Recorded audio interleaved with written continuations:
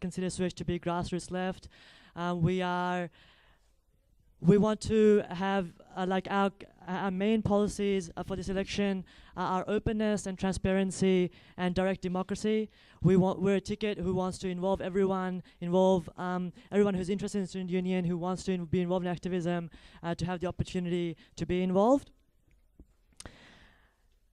There's to give a simple overview, or to give to really simplify what we're running for. There's three main issues we have with the way the MSA has been run since 2006, and particularly this year. For those of you who don't know, a group called Go has been running and has had majority on Monash Student Council since about 2006. The MSA's budget has been a secret document since 2006. Students are not able to see where the MSA plans to spend their money. Before 2006, the MSA's budget used to be open. Funding negotiations with the university. So the way the MSA gets funded is we pay all of the fees we pay to the fees we all pay to the university. The MSA then negotiates with the university to have a portion of those fees allocated to the MSA to run student services. Since 2006, all those funding negotiations with the university have been happening behind closed doors. They've been happening in secret. Before that, they were open. And also, there's been the student engagement with the Monash students with the MSA has been going down over the past few years.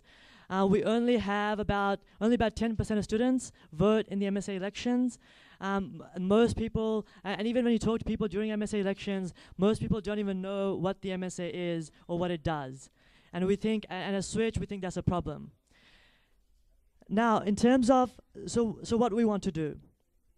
So if Switch was to be elected, if Switch was to win the election and was to be in power next year, we would make the budget open. So to give you an idea of what that means, back in 2004, the MSA, and so before Go came into power, up till 2005, the MSA's budget used to be an open document. So all your this is going to be around after this debate or this discussion finishes, and you can come and have a look. But basically, through this, down to the cent, you can see where your money is being spent. We want to bring that back. We believe that students deserve to know where their money is being spent, and that's what we'll do. There is a 2005, there was a budget pack that the MSA used to use for participatory budgeting, and that highlights how we involve everyone and how we can make the budget process open. Okay, so in terms of why, so you might think, okay, so since Go came into power, why has the budget become secret? There's some things. One thing that has come to light recently is a relationship that the MSA has with a consultancy called TL Consult. Some of you might have seen these flyers going around. And if you haven't, I'd highly encourage you to have a look. I have a few with me, so you can take them after this discussion as well. But basically, Go is dominated by members of the Labour Party. So Go's leadership are members of the Labour Party. So the president this year, Esther Hood, is a member of the Labour Party, so are the other executive. Now this company, the principal of this company, Tom Pagonis, donated $15,000 to the Labour Party in 2011. Tom is also the 2007 president, Go president 2007, Zoe Edwards. Tom is her uncle. Also, Imogen Sterney, last year's president, who's also a member of Go, now works at TL Consult. So I think there's some real conflict of interest going on between the MSA and TL Consult. This year, the MSA executive have authorized more than $50,000 to pay TL Consult. So this is this is why we think an open budget is important. This is why we think it's very important for students to know exactly where the money is being spent, so that people, so that things like this don't go on, or at least we can see what's happening and we can hold the MSA to account. Okay.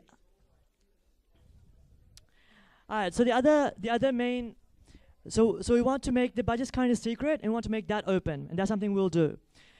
The other thing is the funding negotiations. They've been the GO has been negotiating in secret with the university. Now, where has that got us? Today at Monash, and on Monash Student Council, we're presented with this funding agreement. This was in June. Now, there's two main issues we see with secret funding negotiations.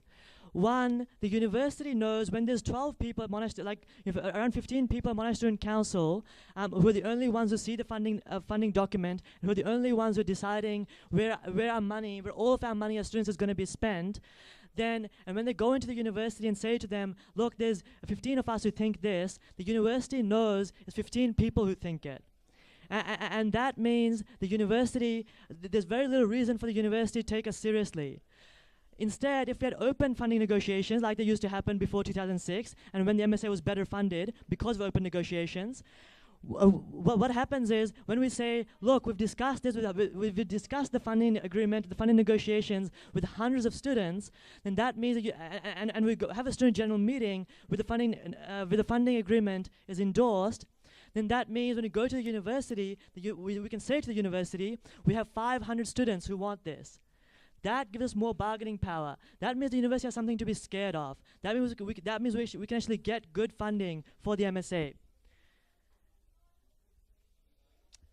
And also, because these negotiations have been behind closed doors, this is the kind of clauses the university is now putting as a condition for funding. It says, under comments, and this will also be available for people to read. It says, this is a condition of funding. Both the university and MSA agree not to make any adverse, critical, or disparaging statements, allegations, or comments, whether expressly or by implication, relating to the funding support provided by the university to MSA, or relating to the provision or level of student services at the university. Now, thankfully, this agreement has not been signed because myself and Liam Molinar, also from Switch, went away and spent days writing a document of what's wrong with this agreement. There's plenty wrong with it, but that clause is probably the most troubling one. And as a result, we lobbied extensively within Monash Student Council members and said we should not sign the agreement. And we also told students about it. As a result, the agreement still hasn't been signed. But that's still something, but that's the kind of agreement that we were presented with. So basically what that clause means is that we can't say that the opening hours at the library are too short, or we can't say that we should have a 24-hour lab, or we can't say that we should have more money for free food, or or we can't say that the university, we can't criticize the university in any respect. So we want to change that culture. We want to have open negotiations, open funding agreements, so that we don't have those clauses, and we can be a student union that can criticize the university and that can actually campaign on things that matter. Okay, so finally, in terms of lack of student engagement. Right now, most students don't even know what the MSA is. They don't even understand what it is, and many people just basically get conned into voting at the MSA elections because they have no idea what's going on.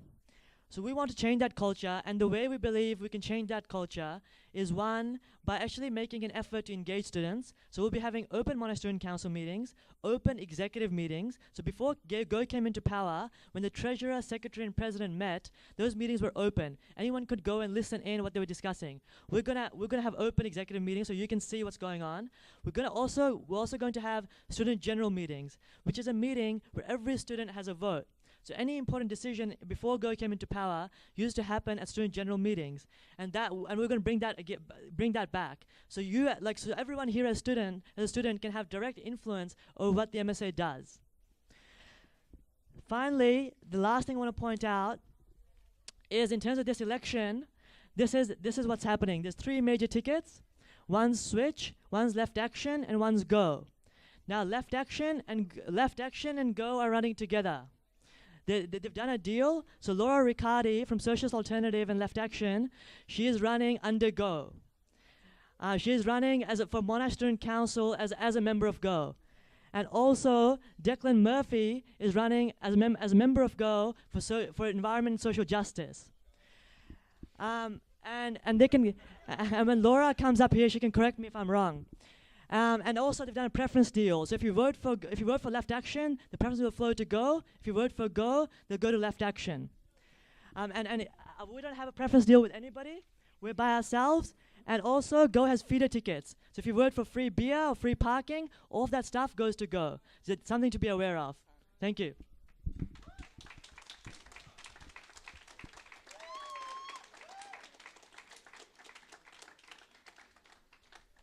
Okay, I'd like to thank Ali for his speech. There'll be opportunity for people to ask Ali questions at the end if they'd like. And I'll now welcome to the floor John Jordan, speaking for Go.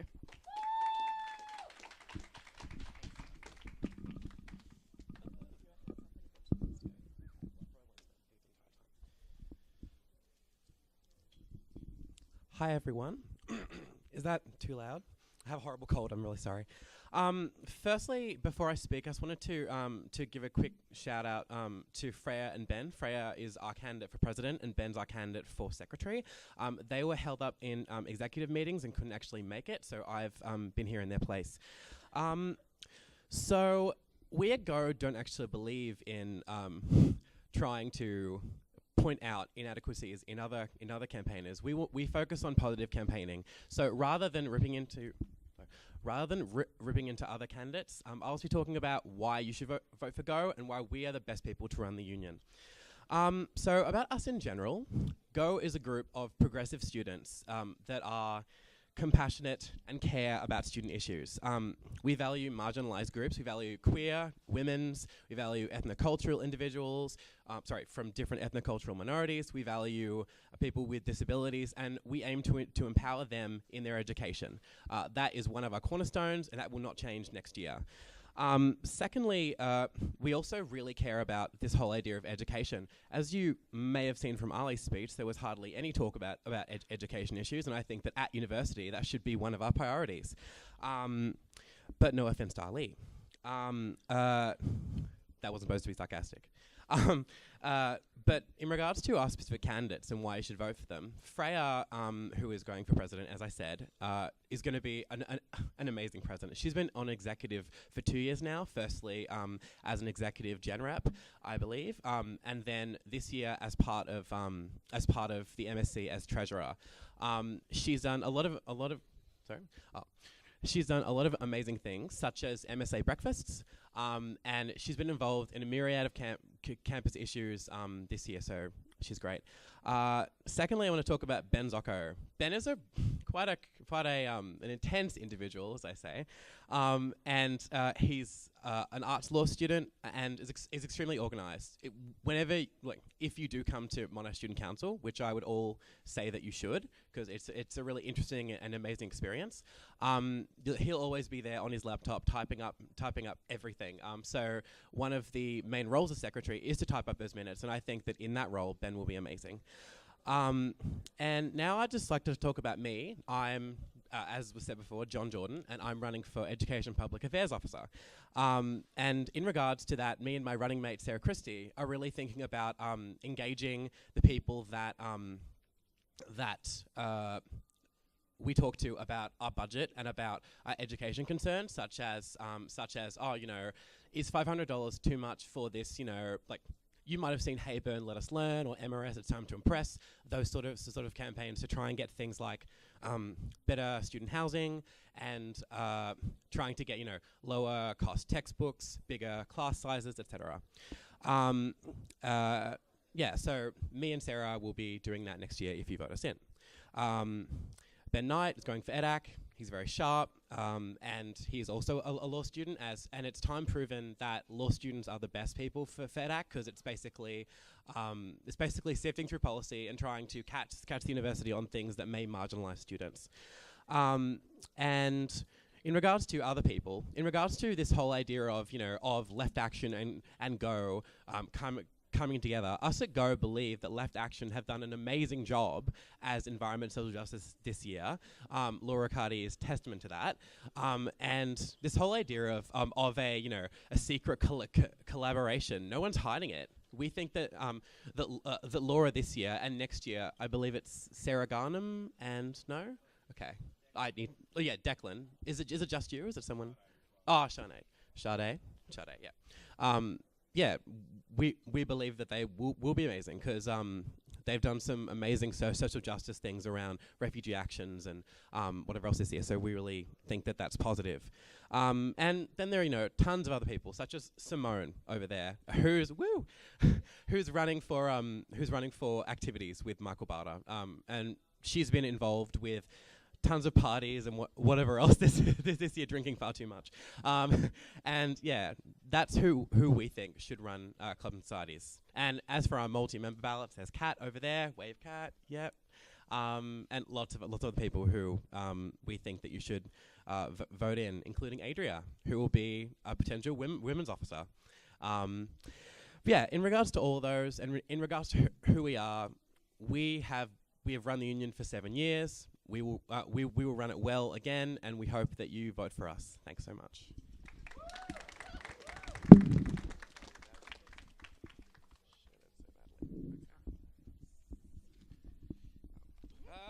Crap. Okay. I'd like to thank John and welcome Laura Riccardi to speak about Left Action.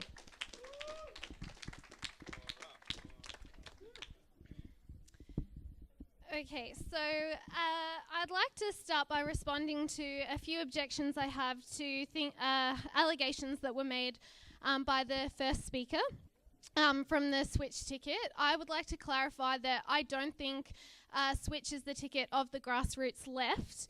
I think that if you're looking for a ticket of the grassroots left, then you need look no further than Left Action. I also think that the idea of student engagement with the MSA is a little rich as a criticism coming from the ticket that essentially boycotted the student union in the year prior.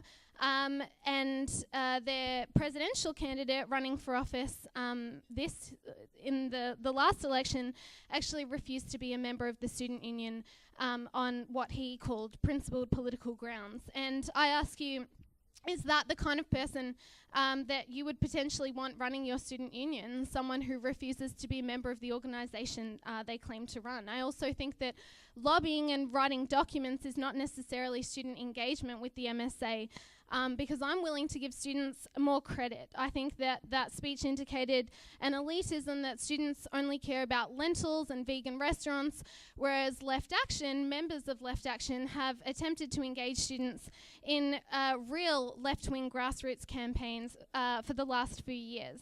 And that's what I'd like to move on to now, is making a positive pitch for why people should vote for Left Action in the coming student union elections. Because I can think of no better way to do this than to examine the activities of the Environment and Social Justice Collective this year and what we've achieved, because I think it illustrates that we're best placed to hold office in 2013.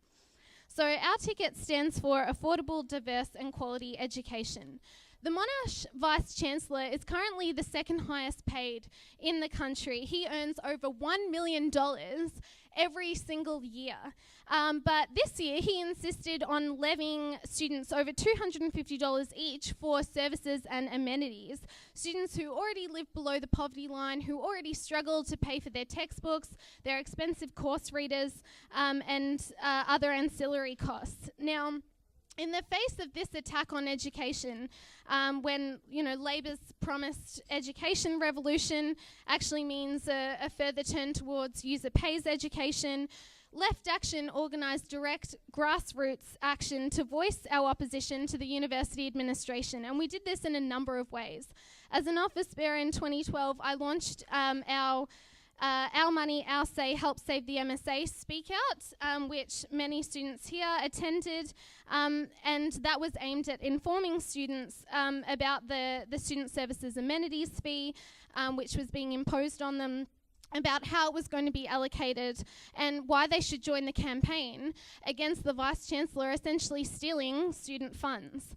Left Action also organised a protest outside the Vice-Chancellor's staff meeting to demand a more equitable allocation of the Student Services Amenities fee, which as it stands is around 2% of the fee.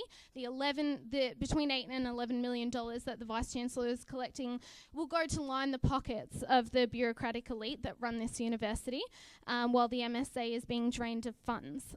So Left Action, instead of lobbying or writing documents, organised direct grassroots action, and we did this by collecting signatures from concerned staff and students, by organising a protest, and by actually talking to the students that attend Monash and informing them of the reality of the fee.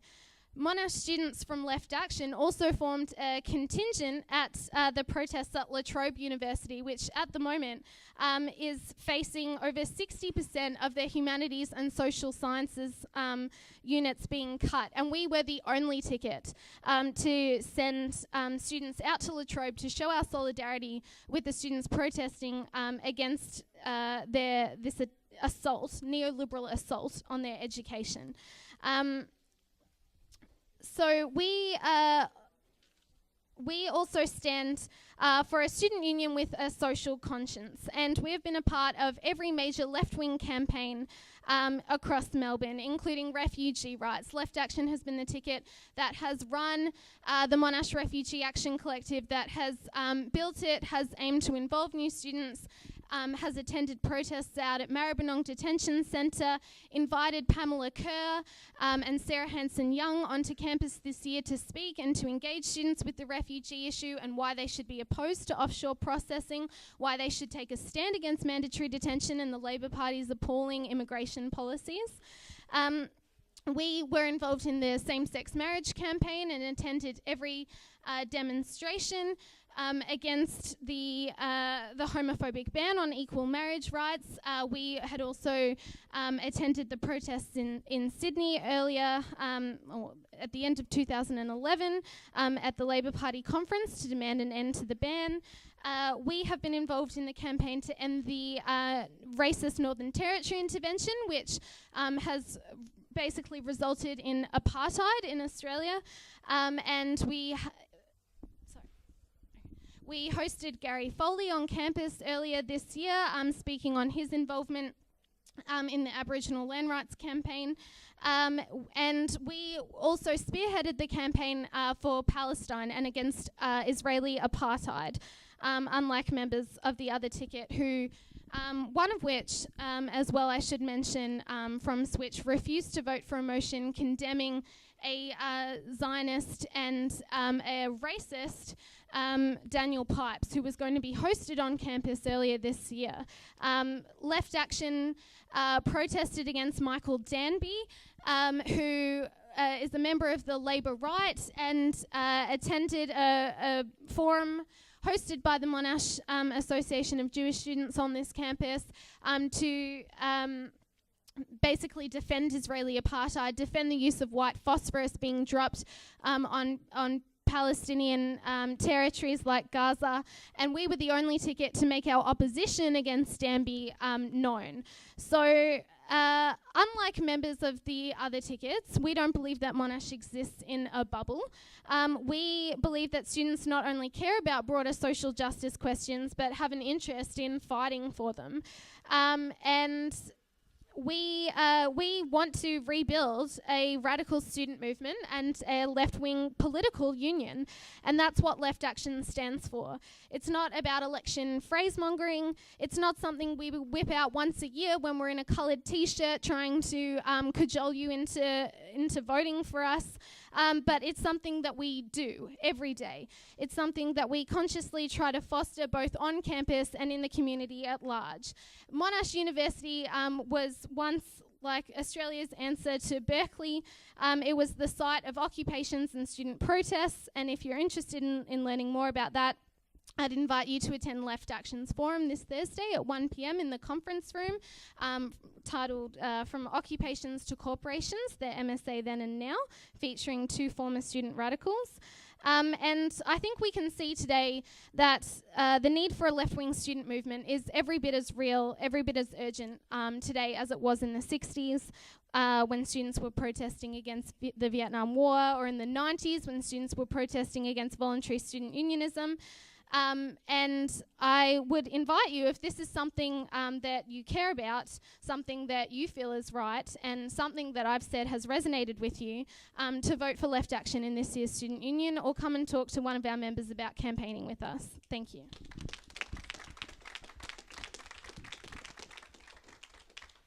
I'd like to thank Laura and welcome Sean to speak briefly about his platform as an independent. Thank you very much. Let me start by congratulating Laura. You did a marvellous job this year. One of the things I learned at the MSA was that I'd never like to cross the left activist group or be on the other side. They've done a fantastic job and they deserve credit for that. I'm standing up here as an independent. For those of you who don't know me, I am the Indigenous Office Bearer this year. I am an independent. I have absolutely no affiliation with either of these political parties or any of them running. And to be honest, at times I find myself asking, probably questions you guys are asking, what the hell are they standing for and what the hell are they leading us towards? As students, we need to ask ourselves simple questions. How come people can run tickets that say things like free beer? How come, it's a simple question, how come we have people standing up here talking, yet I don't actually see what's happening for us in the future? Where are we leading? What's our campus life like? Are our social relationships, which I value just as important as education here, actually improving? Now, I represent a very, very small minority of students, 68 to be exact, that go to this university. And from their questioning and their wondering what's going on, when I speak to them, they don't know what the MSA is. They really don't give a shit what the MSA is. That's their feedback. So how are our actual people that are leading us now going to change the perception and the ideals of the MSA and where we are heading with students? As you can see, I'm not up here needing to campaign because I'm running unopposed. So I have no one to argue with. I don't have to worry about that. But what I do have to do is do my job, which is represent the students at this university. Just sit down and go, right, what are we doing? And that's a question we all have to ask ourselves.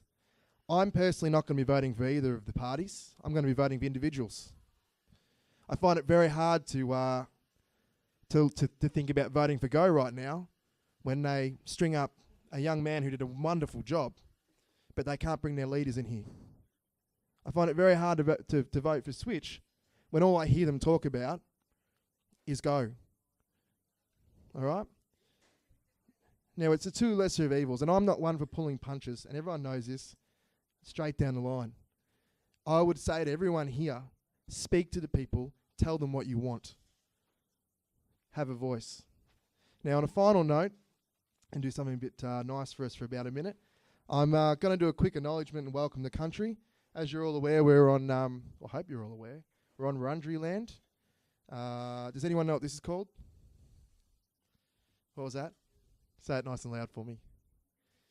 Did you do wrong? That's okay. All right, it's actually called a yidiki. And I want you all to say that for me, yidiki. Now say it again. All right, you're going to learn something today. This is called a yidiki. The word didgeridoo means music. When the white fellas come to Yulungu country, which is in northern Australia, and they saw this instrument being played, they looked around and they said, "Oh, what are you doing?" And the black fellas said, "Didgeridoo." So the white fellas walked away and said, "Well, that must be a didgeridoo," when didgeridoo means music. A little other history lesson is the word kangaroo means, I don't know. All right? So anyway, one thing I fight for very strongly is that we all live in this country. We're all Indigenous people of this country, regardless of our ethnicity or our culture. My people might have been here first and longer, but I'm here now and so are you, and that's all that matters. And we need to look towards what's going to happen in the future, or, well, let's face it, our grandkids won't have this sort of environment to get up and pick on people like what we get to do. I'm going to quickly play this for you, then you can ask some questions and make sure you ask the right ones, okay?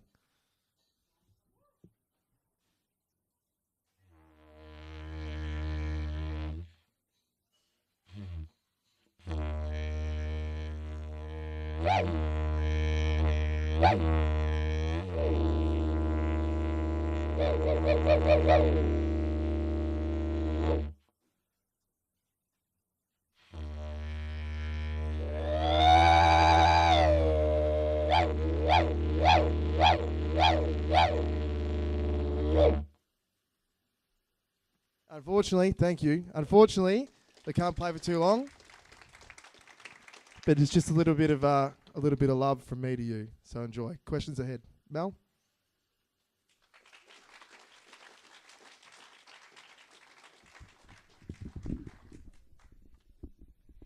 Thanks very much, Sean, and I'd like to thank each of the speakers again. Also, if we could possibly get all of you up here so that it will be a little bit easier to answer questions.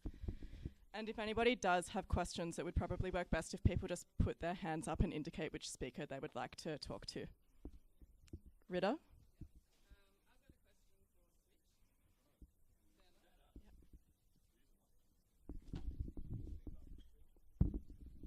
Okay, as an Arab student on campus, I want to know why Ali, the presidential candidate for Switch, was one of the only people in student council not to condemn Daniel Pipes coming to campus.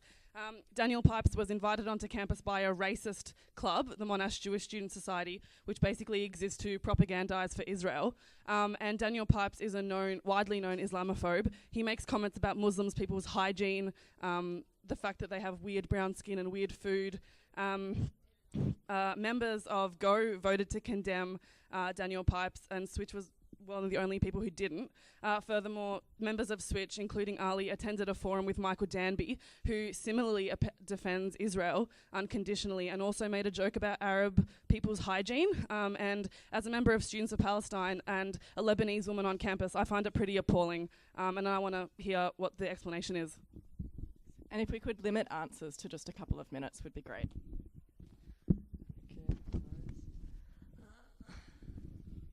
Thanks for the question. Okay, so I think I find it quite. Wow. I find it quite insulting in a way that I'm being accused of being anti-Muslim or racist or whatever, given that, or like I'm promoting someone who's Islamophobic, given that all my family is Muslim, given I'm Muslim. Like, why would I endorse someone who wants to persecute or kill Muslims? I didn't like, and I feel like I'm being severely misrepresented by Socialist Alternative. All I did in that meeting, and by Left Action, all I did in that meeting was I abstained from voting because I did not know who Daniel Pipes was. And I do not trust Socialist Alternative's version of events. So I abstained from voting because I didn't know who the guy was. Simple as that. Okay, and in terms of what Switch stands, we've already published, and I know members of Left Action, Social Alternative have already read this policy. We've very publicly published a policy in Israel and Palestine, and in that we've said Switch opposes anti-Muslim, anti-Jewish, anti-Israeli, anti-Palestinian, and anti-Arab bigotry and oppression. We are very public about that. The fact that I happened to abstain from that vote was simply because I did not know who Daniel Pipes was. And Switch has, and since then, after we found out a bit more about him, Switch has issued a statement saying that we unreservedly condemn the political viewpoints of Daniel Pipes, because we found out that he was someone who supported the Vietnam War back in the 1970s and things like that. So we don't support his political viewpoints. We don't support Islamophobia. I don't support my family or me being persecuted, and we don't agree with Daniel Pipes.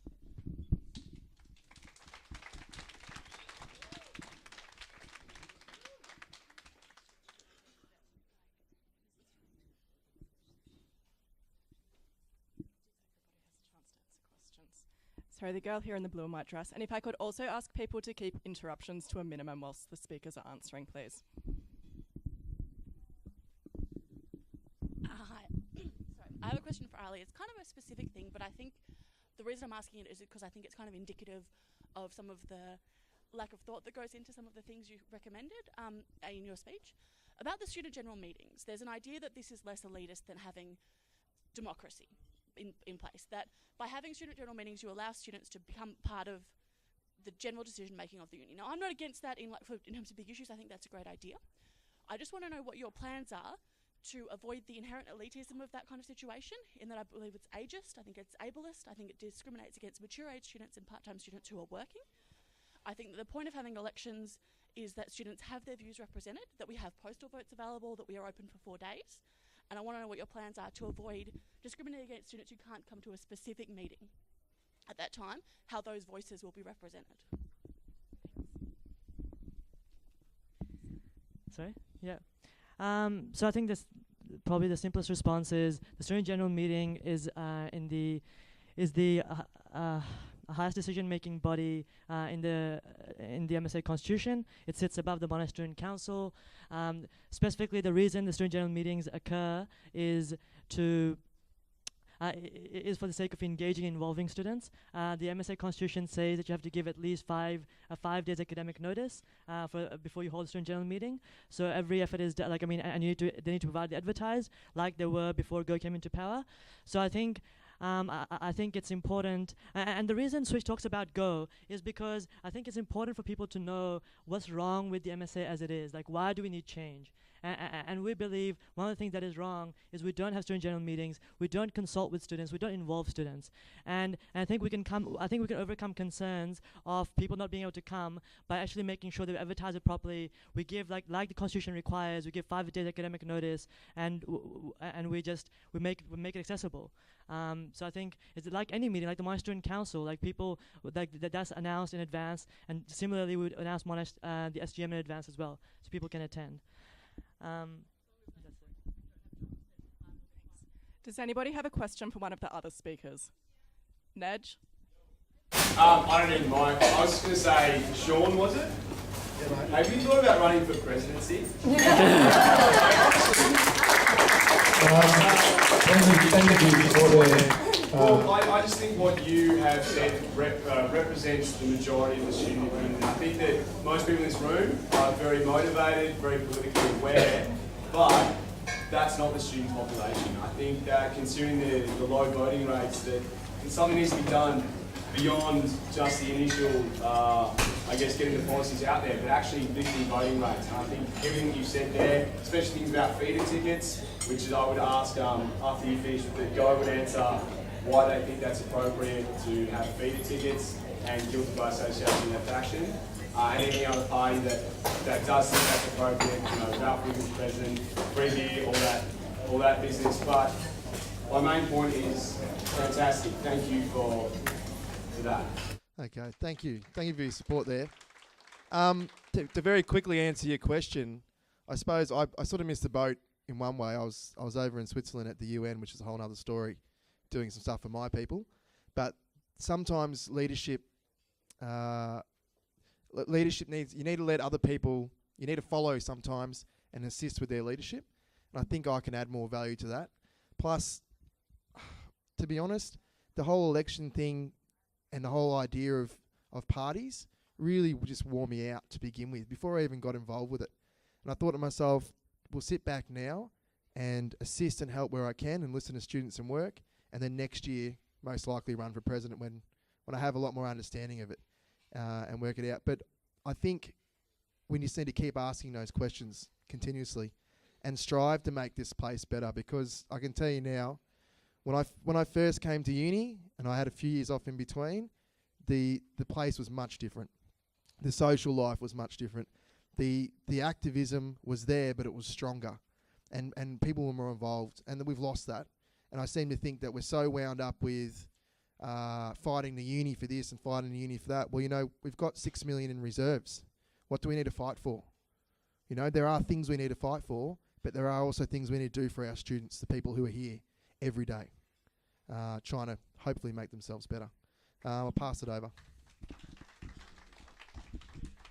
And I'll just pass on the second end of that question about the feeder tickets to the reps from Go and Left Action. Hi. In regards to feeder tickets, from what I understand, so when you're campaigning, people might not understand that, you know, for instance, members of Go have fought the university for changes in policy for better recording of lectures. So in regards to some of the feeder tickets, people might vote for, you know, record my lectures or you know, better car spacing, you know, or car park utilities or whatever.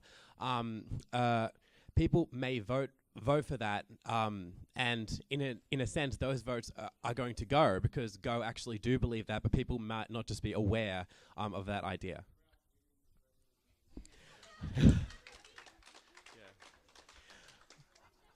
Yeah. I think that they are more just for novelty rather than actual for like considerable amount of votes. Yeah.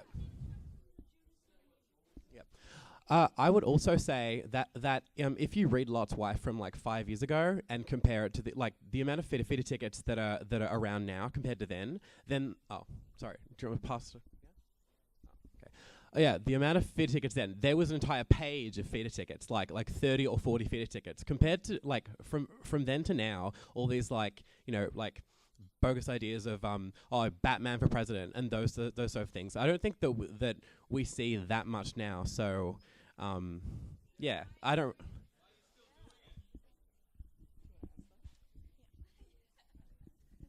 Well, to my understanding, Left Action doesn't have feeder tickets, and the ones that we had originally registered were ones where the campaigns had voted to endorse Left Action because there were no members of other tickets involved in said campaigns, including the Monash Refugee Action Collective and Students for Palestine. So there's nothing disingenuous about Left Action, unlike the conflating of Socialist Alternative and Left Action by Ali, which is factually incorrect, and I'd ask him to reject that.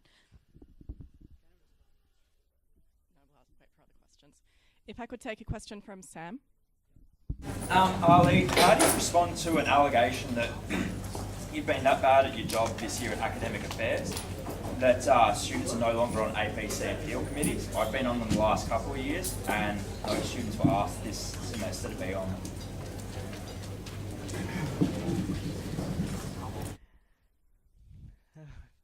Okay, fantastic.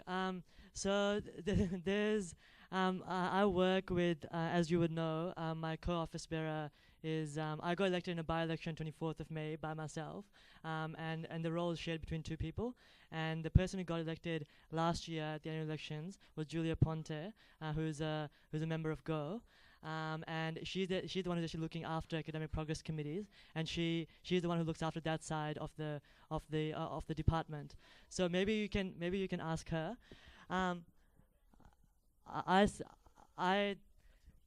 Okay, so I can talk about what I do as academic affairs if you want me to. Okay, so as a Education Academic Affairs Officer, I've convened the Academic Affairs Committee, which hasn't existed since, the last meeting was in 2006, hasn't existed since then. The Academic Affairs Committee consists of presidents and representatives from different faculty-based clubs. Their job is to direct the academic affairs officers in our work. The kind of campaigns we've been working on are bringing back the secondhand bookshop, a campaign for a common lunch hour, and also a campaign for a 24-hour lab for undergraduate students, which is something like Peninsula, Gippsland, Caulfield all have 24-hour labs for undergrads, but Clayton doesn't. So we've been working on that campaign. And I've also been attending Education Committee and Education Policy Committee and some of the other committee meetings there. Can I just briefly also answer some of the allegations made before by Laura? I think one, Laura Riccardi is a member of Socialist Alternative, so there's nothing misleading about saying that, and she can deny that now if she's renounced. But I think, okay, and I think also in terms of Laura saying that Left Action has registered feeder tickets in which there's no one else involved. Actually, Monash, Anthony Serian from Switch was involved in the Monash Refugee Action Collective. I'm a member for Students for Palestine. There's nothing, there is. And Switch members, and also Switch members have been involved in Students for Indigenous Sovereignty. In terms of Whole Foods, we're involved in the Whole Foods Collective. We're the only, yeah. So I think I think it's quite misleading for Left Action to say that the feeder tickets that they're running have nothing to do.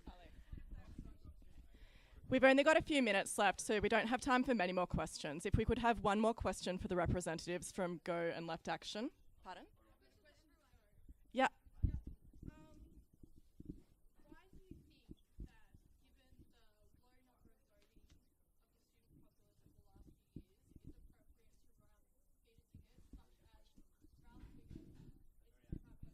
Sorry, we've already had a question on feeder tickets. Does anybody have a different question for Go?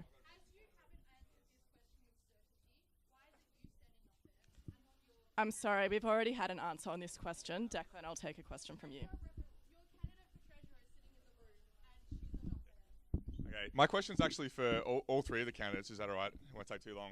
I just thought I should ask a question, given that I was named as a member of Socialist Alternative in Ali's own Spanish Inquisition. And I thought I would ask a question of all the major tickets about this whole argument that's being waged by Switch about whether or not it's okay for left-wing people like myself and for socialists and non-socialists, the other non-socialists on Left Action's ticket, to work with a force such as Go. I'm involved in a whole bunch of campaign groups, one of which is the Victorian Refugee Action Collective, which means every single week and pretty much every single day I work with people who are more right-wing than me. I work with people in the Labor Party, people in the Greens, I work with anarchists, I work with people of all different political persuasions, and I do that on principle, that I think it's important not to be sectarian and just fold my arms and say, oh, I'm not going to work with anyone who disagrees with me. So my question, I guess, to all three candidates is, well, firstly, basically to Laura and John, I'd like some explanation of, I think, why it is a good thing that Left Action's people are being run by Go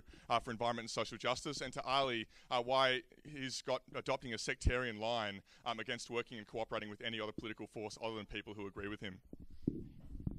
And I'll ask that the speakers please keep the answers short because we are running out of time.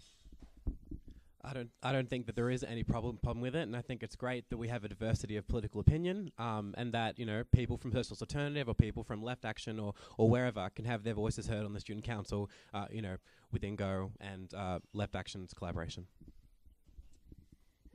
Well, yes, we have dealt with Go, who at least have the gumption to call themselves progressive on their material, but Left Action hasn't dissolved into them. We maintain that we are a ticket separate with a different platform.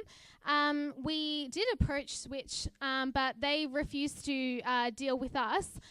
They have dealt with Go previously, so I think it was actually the year before me that one of their environment and social justice office bearers had worked with Go. So I find this kind of interesting. It should be acknowledged that they refused to run with us, but they were quite happy to run with extremely conservative right-wing forces, such as Laurent Chevet, who was their secretarial candidate, but is no longer because of a clerical bureaucratic error with paperwork. I would be ashamed to be running with someone who supports Mossad, who thinks that Netanyahu's policies of ethnic cleansing in the occupied territories are a good idea, while refusing to run with people who are left-wing, who are involved in grassroots campaigns on campus, while pretending to maintain that Switch has anything to do with grassroots or left-wing activism. So that's what I put to Ali. Okay, I think I'm in a quite difficult position because I think basically all the Switch has been under attack for this whole question session for the most part. So I think I'm going to try my best to respond. And a lot of these things are, they require a lot of explanation because they're so misleading. I think in terms of refugee work, members of Switch have been involved in the Refugee Action Collective. I work with the International Detention Coalition, which is a group that works to end mandatory detention for refugees. My family came to Australia as refugees. I was 9 years old. We came to Australia we came to Australia as refugees. Other members of tickets also Tamara came as a refugee as well. It's absurd to say that we don't support refugee rights. I think in terms of what we in terms of the things we do, it's been said that we just talk about Go, but I mean the things we're in. Okay, I mean, so in terms of, I mean, I don't want to. What's your question? Sectarianism. Okay, so we didn't say that there was, we just pointed out the fact that members of Socialist Alternative and Left Action are running on Go. We didn't say that that was wrong or right. We just pointed it out so people here know who's running with who. And that's up to people to decide who they want to vote for. So I think, and I guess like, I think with Israel Palestine, I've already responded. We oppose all that, like, yeah. She's accused again, but yeah. We've got time for one more question and then we might wrap up. No. Sorry. If I could take a question from Leanne.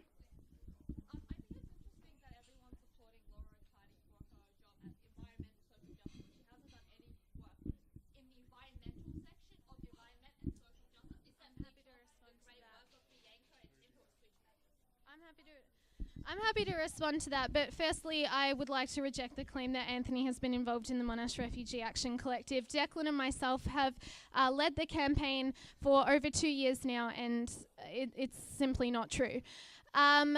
So on the question of environment, actually the Environment and Social Justice Office has done lots for the environment this year. We organised a contingent for the commemoration of the Fukushima nuclear disaster of Monash students, at which I didn't see any Switch members there.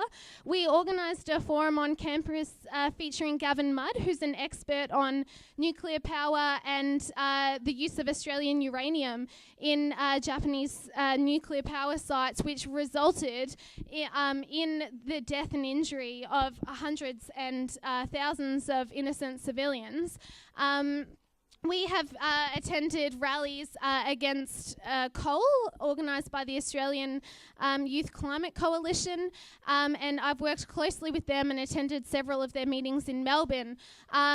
All of this is also available on the Environment and Social Justice Collective email lists. The collective meetings have been open for students, so I find it interesting that this mudslinging is happening. These accusations are being thrown at me when I've worked tirelessly for the environment during my time in office, as well as social justice. Just absurd.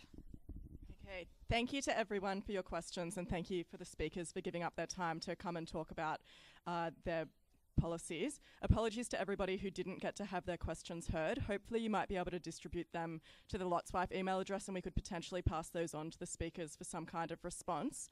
I'd also like to mention that the election guide has just been printed through Lotswife.